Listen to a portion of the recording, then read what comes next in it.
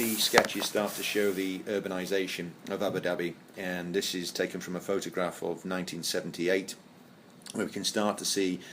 some of the first sort of residences and retail units arrive in Abu Dhabi, and Khalid bin Al-Walid Street, which is to the west of the fort, cuts through the southwest tower of Qasr al-Hosn at that time.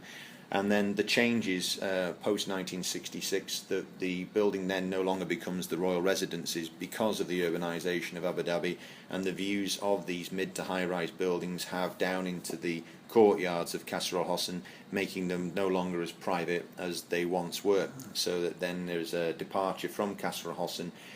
out towards Al Manal Palace, which is where Sheikh Zayed had his palace within Abu Dhabi at that time.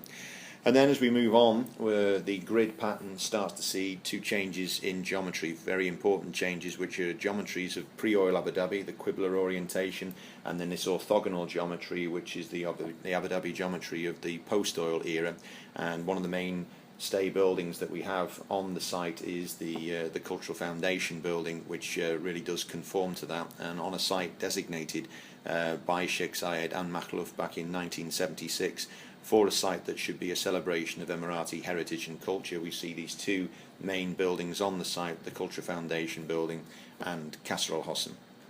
These sketches identify the changes that we see in Abu Dhabi at the moment, where Abu Dhabi at the moment, the heart of the city, is now a kind of urban hollow by the increase in scale of the modernisation of Abu Dhabi, whereas prior to that, Qasr al-Hosn was the inverse of that. It was the most dominant building on Abu Dhabi's island,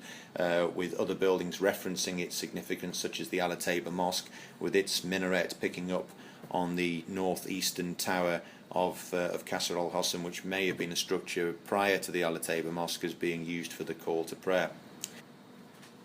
And the next sketch we have here is really the footprint of Abu Dhabi and how it has changed since the urbanisation, where in a kind of inverse way to the Nolli plan of Rome, we have the hatching of the open spaces in Abu Dhabi, and then the white blocks being those kind of main sort of urbanised blocks of Abu Dhabi, which form that grid away from the original organic construction of the island. Then we move into the Cultural Foundation building,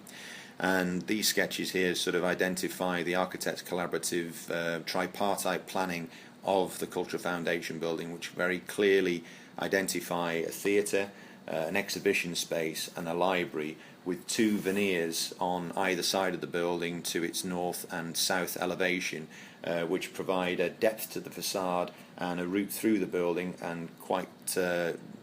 well deal with the issues of shading and environmentally cooling the building, but also providing routes through the building out onto the Qasr al-Hosn site. And these sketches here just show the ideas that we've been having about bringing through a heritage trail through the heart of this building onto the Qasr al-Hosn site.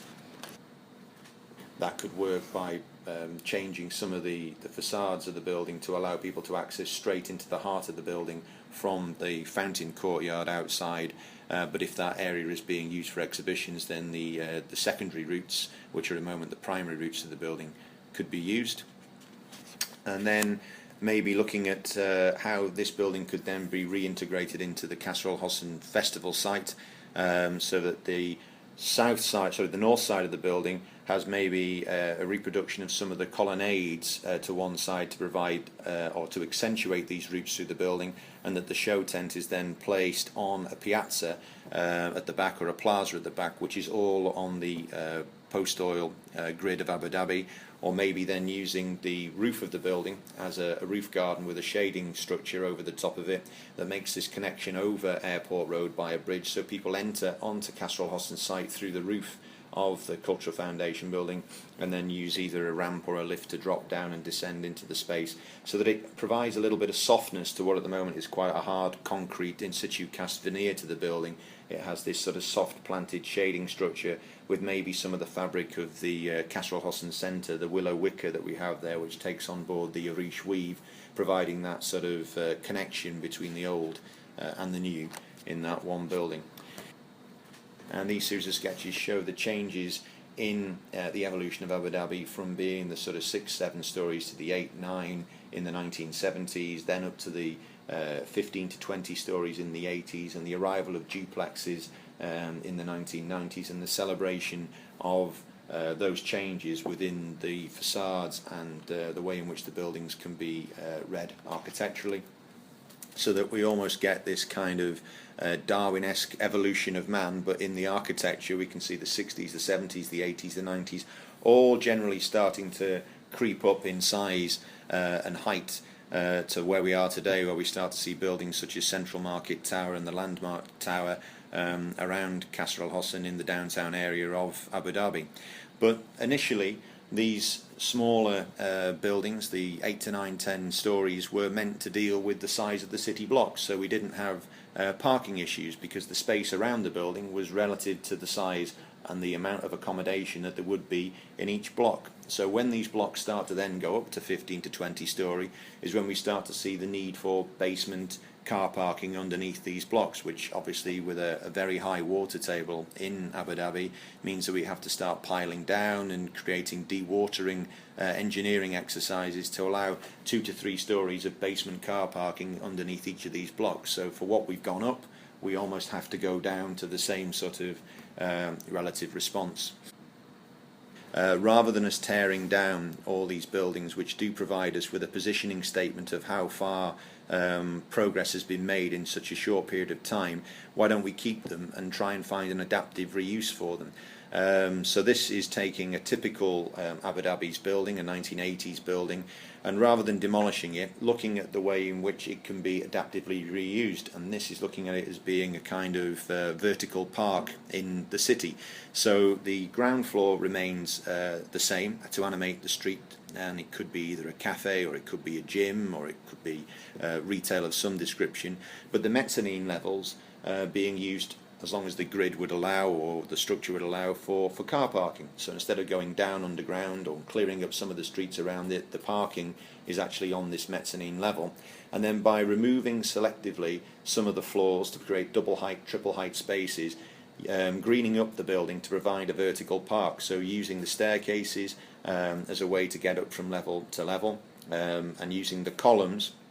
to distribute either irrigation and using the sprinkler system in a kind of quirky manner at times to provide some form of dehumidification for the visitors inside the building, or maybe even a kind of rainfall to green some of the planting inside the spaces. And maybe there's a kind of mashrabiyah screen on the outside to allow the vines or creepers to grow up the outside to keep people safe, to provide anybody from falling out of the park spaces, but also to provide shading and lighting. So we're almost cutting a hole down the centre of the building to allow natural daylight to filter through, but to provide shading and park life inside this disused building, I guess. And it would be very nice to have one of these per urban block, so that everybody has their own park space in the city that you could look out from your offices across and see greenery at various different levels within the city centre. Okay, so where the sketchbook is at the moment is currently referencing what I think is one of the most exquisite buildings that there is in Abu Dhabi of the modern heritage era, and that is the Al Taiba building, or the Al Dara Travel building, which is on Hamdan Street. And for me, this building clearly has influenced the construction and the design of the new central market in Abu Dhabi. We can see that this building again has the typical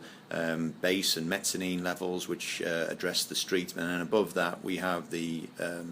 sort of accommodation zone in the building, which stops and clearly informs the bottom of the skirt of the Central Market Tower. The proportion and size of the panels on the Ataba building